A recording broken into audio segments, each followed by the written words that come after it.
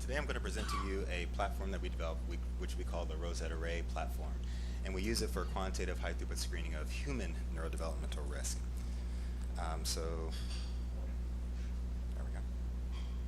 I'll go through the obligate conflict of interest. This technology was developed in the lab, but is now fully formed, and so we've had a startup to try to make it accessible to other people in the both research and commercial space. So in human development, the morphogenesis of the brain and spinal cord is probably one of the most critical facets of human development. And when this goes wrong, you can have the presence of congenital birth defects such as spinal bifida. You have neurodevelopmental disorders that occur such as autism spectrum disorder. And even now publications are showing that perturbations early in human neurodevelopment at the formation of the embryonic structures for the brain and spinal cord are somewhat predictive of whether you can have a risk for neurodegenerative disorders. So we're finding out more and more that a lot of these disorders are not caused by a single genetic factor, although Huntington's is a polygenic expansion in a certain gene, but for congenital birth defects as well as for autism spectrum disorder, it's largely thought that you have a polygenetic etiology associated with this. And so no one single mutation causes a disease, but your background increases your risk. You then compound that with the environmental factors that you come into play with. So even though you may have that risk variant, you may not have the disease. And really, it's thought that there's a multifactorial or gene plus environment etiology to a lot of these disorders. So the question is, how do you explore this space? In order to do that, you really need a high throughput means where you can assess how various environmental factors can disrupt a patient's polygenic background in order to cause a disease risk. And that's largely what we use our RosetteArray platform in order to explore as a drug discovery platform. So just a little bit about neurodevelopment. Your brain and spinal cord tissues all develop, can you see my pointer? No. From this neural tube structure that you see on the left. If you take a transverse slice of that as in the center and look at it head on, as shown on the right here, you can see that it's basically a single layer of neural stem cells, and they all have an input on the apical portion, which is that central canal, which will become your ventricles and your spinal cord, and then they deposit extracellular matrix proteins on the basal portion. Now in the embryo, you have a single neural tube that goes from the top of the embryo all the way down to the bottom, or the rostral to the caudal aspect. But when you differentiate pluripotent stem cells into neural tissues, this forms spontaneously as you achieve this early neural stem cell fate, which we call neuroepithelial cells. And so you have spontaneous formation of lots of these in both 2D and 3-dimensional culture. And what our RosetteArray platform does is it basically standardizes the formation of these single rosette structures in both space and time. So now you can predict when these rosette structures should form, and any perturbation of that rosette structure indicates some type of perturbation to normal human neurodevelopment. And while I'll show you largely confocal images of these rosettes, I want you to be clear that these are 3-dimensional structures. They're sort of mounds of cells where you have this polarized centroid where you have polarization of tight junction proteins, cell-cell contact proteins such as incadherin. And so we can see this structure here basically recapitulates what would be sort of a ventricle within the developing neural tube. Now, one side of my lab is on bioengineering. The other side is actually on creating chemically defined differentiation protocols to access the vast diversity of cells within the central nervous system. And I want to stress that point because a lot of systems only look at dorsal cortical brain tissue, where there's a lot of different types of tissues throughout the brain and spinal cord.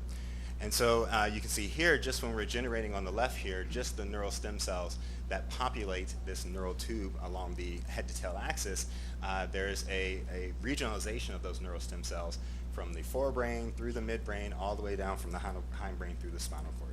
And so we've developed protocols to really access forebrain and a spectrum of posterior central nervous system neural stem cells. We combine that with collaborations with computer vision experts in order to create algorithms that can identify the rosette structure, and that allows us to create a platform, the RosetteArray platform, where essentially we can start to model neural tube formation or different regions of that neural tube along the rostrocaudal axis within a well plate, where you have hundreds of tissues per well within these well plates. We have standardized this so that it's a off-the-shelf platform. You can start with cryopreserved violet cells that you thaw directly into the well plates that we manufacture, and over the course of 5 to 7 days, you can grow these rosette arrays. And we've standardized this for forebrain, cervical, and lumbosacrospinal regions. And at the end, you do a single fixation, immunocytochemistry step, and then you can go through with your automated confocal microscope and capture Z-stack images of tissues across the plate. And that will give you measures of cell viability, cell proliferation, neurodifferentiation, and the process of rosette morphogenesis. So in practice, we can generate pluripotent stem cells that have various genetic backgrounds or spinal progenitors from those stem cells. We can seed them onto our well plates, which we manufacture. It's a micropattern substrate that is attached to the bottom of a bottomless well plate, so you use it just like any other well plate. And then you grow your chemicals in the presence or absence of various environmental factors. For example, here we're looking at methotrexate. And after the 5 to 7 day culture period, we generally use only the 60 interior wells of a 96 well plate. And so you have hundreds of tissues, whether you're forebrain, you'll have around 150 tissues per well. If you go down to the spinal cord, they actually require smaller micropatterns to get efficient single rosette formation. So you'll have 200 to 300 tissues per well. And so you can get a lot of tissues across the well plate. We actually only image in our analysis around 40 to 50 tissues per well because that gives us really good statistical data. And so we collect around 4,000 images per plate. We then run that through our image analysis pipeline, and that basically takes the Z-stack images of those rosette tissues, breaks them up into each slice, and in each slice we use cell profiler coding to look at the DAPI stain, number of cells per tissue, the PAX6, which is the neuroectodermal fate determinant for human neural stem cells, so the number of neural stem cells per tissue, and then our algorithm will go through and identify the rosette structure in each one of those slices. And what this gives you is a really fast way to generate nice dose-response curves for these sort of 3 basic parameters: cell viability, proliferation in the blue, neurodifferentiation in the red, and rosette formation in the green. And this is a characteristic example of methotrexate, which is a known clinical risk factor for causing neural tube defect. And here you can see that the rosette formation metric seems to be much more sensitive than the other two. So you start to gain insight not just as to whether something is toxic or causes cell death, but whether something perturbs the initial stages of CNS development, and you can actually start to get more mechanistic insight because different pathways control different aspects of your metrics that you're reading out.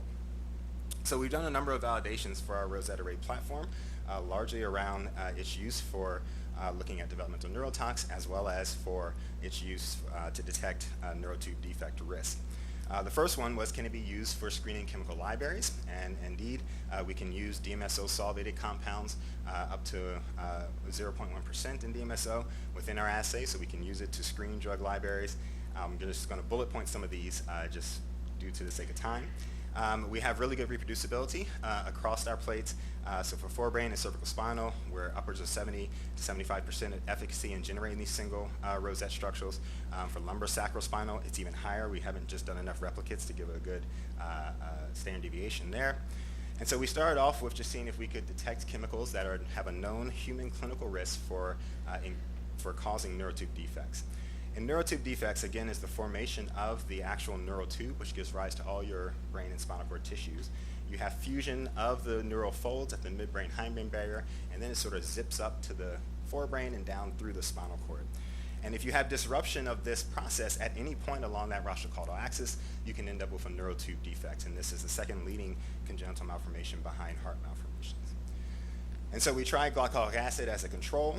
We see no dose response, but when we look at methotrexate, valproic acid, chemicals known to cause human clinical neural tube defect risks, we now see a more sensitive dose response, and the neural rosette formation metric seems to be the most sensitive factor.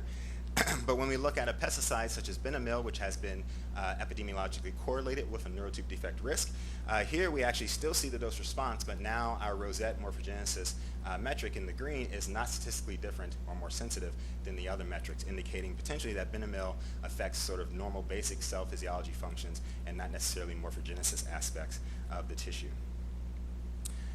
We also have shown that if you use forebrain versus spinal rosette arrays, you can get different profiles of your dose responses. And this is really interesting, and I'll show an example of this later, because in rodent models, the vast majority, 99.9% of rodent models, their neural tube defects are forebrain neural tube defects. However, in humans, the vast majority that we see in the clinic are posterior or spinal bifida related defects.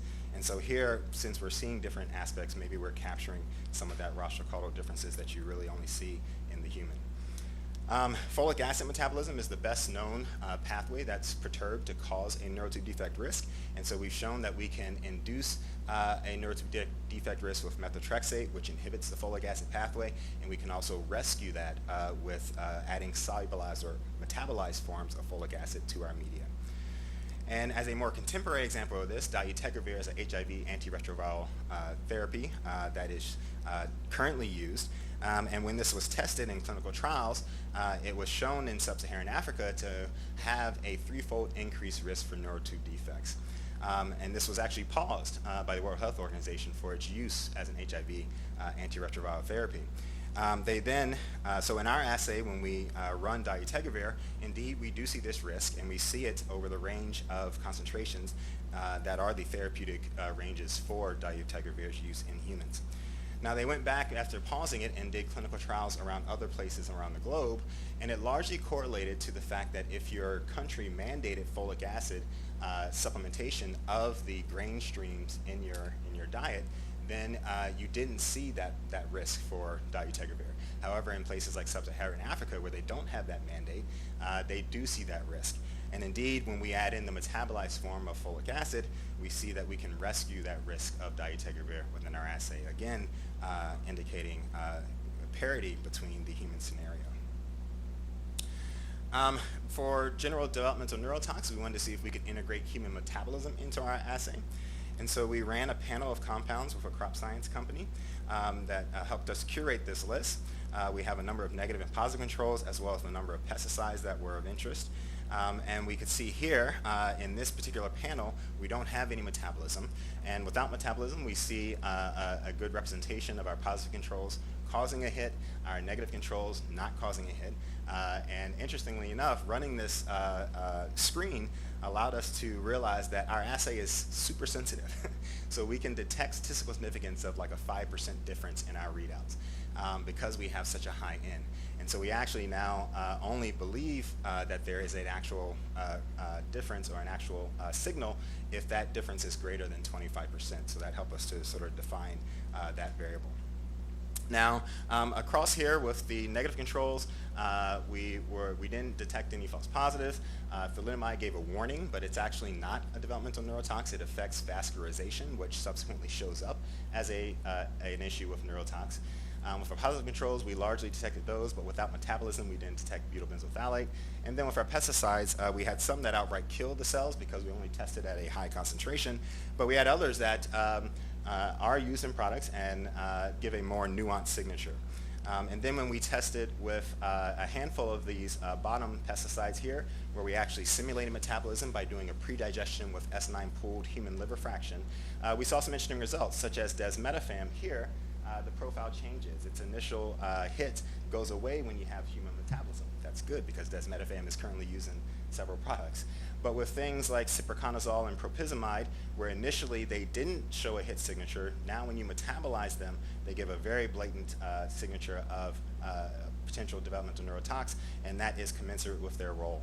And I like to note that for chlorpyrifos, we see a toxic signature both in its non-metabolized, and that gets only stronger when you have human metabolism associated with it. And the EPA currently just recently restricted that for use in the United States because of developmental neurotox concerns. So we then wanted to see if we could not only use this for looking at chemical screens, but also detect genetic and then the multifactorial risk associated with various neurodevelopmental disorders. And we again focused on neural tube defects here. So the second major pathway that's known to cause neural tube defect risk is the planar cell polarity pathway. And so we use genome editing to cause a clinically relevant mutation within the SCRIB protein, making both heterozygous and homozygous mutations. And we also were able to come up with a knockout line. When we tested this in the forebrain Rosette arrays, we saw no difference. We saw no signature, no indication of risk. But when we use our spinal Rosette arrays, now we see a clear indication of risk with our script knockout, and it really can't form any rosettes or undergo the morphogenesis process, indicating a regional difference in the actual phenotype, which is important and you wouldn't capture with models that only use forebrain tissues. To look at a multifactorial scenario, we returned back to the folic acid pathway. We created mutants in an enzyme that's critical for folic acid metabolism, the MTHFR enzyme. Turns out that the WA09 human embryonic stem cell line is actually heterozygous for this mutation, as are 30 to 70% of the people in this room. And importantly, that doesn't mean that you're going to have a neural tube defect. Just means that that risk may be bigger than somebody who doesn't have that mutation. And if you get to a homozygous scenario, then your risk further increases. And so when we look at our forebrain Rosette arrays, where we have our heterozygous wild type and our homozygous gene edited lines, under control conditions, we see no risk. But when we challenge that with methotrexate, which decreases the folic acid metabolism rate within these cells, we see a commensurate decrease in our wild type control, as you would expect, but we see an even more significant decrease within our homozygous controls, and this parodies clinical trial data. And of course, we can rescue this with adding in the metabolized form of folic acid in order to skip the mutations effects. So I'd like to sort of close by basically saying that we think this Rosette Array platform is going to be very useful, not just for developmental neurotox, but also for general assessment of human neurodevelopmental risk. We have a collaboration with Georgia Quadrato at USC, and she's shown that they can use this platform to detect autism spectrum disorder risk as well, and that's actually out on bioRxiv and currently being reviewed. And basically it allows you to screen the multifactorial etiology associated with human neurodevelopmental risk in a quantitative high throughput manner. In terms of developmental neurotox screening, sort of the standard data assays that are out there to do this, both the animal assay as well as the in vitro battery, we believe our assay can help streamline this and be used in a more cost-effective manner. For example, the in vitro battery, it breaks up different facets of neurodevelopment or CNS morphogenesis, whereas our assay really streamlines this by covering multiple of those facets within a single assay, where you have a single imaging step, single image readout and analysis. And we are indeed creating second generations of this to cover further aspects of human CNS development. And so that has led us to form this startup. We have the ability to provide the well plates that we manufacture. We also can provide a human DNT screening service. And this is important because in clinical trials, you don't do clinical trials on pregnant females, so you never get this data point. But a number of compounds have been removed because of their developmental neurotox aspects that were found after they were released to the public. And with that, I'd like to thank everybody who helped do this work in my lab, collaborators, as well as our funding agencies.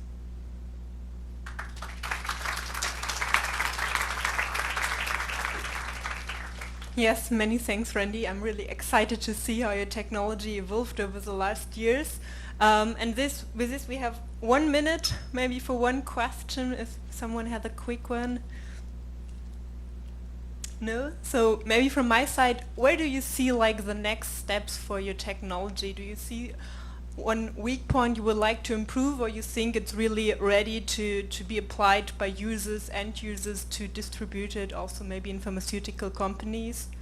So it's currently ready to be applied. We've been funded to do a 100 compound DNT screen, and we are seeking now to start doing more in the disease modeling aspect, where we're looking at a panel of gene variants that are associated with disorders, and basically seeing what portion of that spectrum can we cover for detecting the risk associated with those variants that have been identified by GWAS studies with our assay. Yeah. Good luck with this. And with this, I would like to thank you again, Randy, for this great presentation and data. And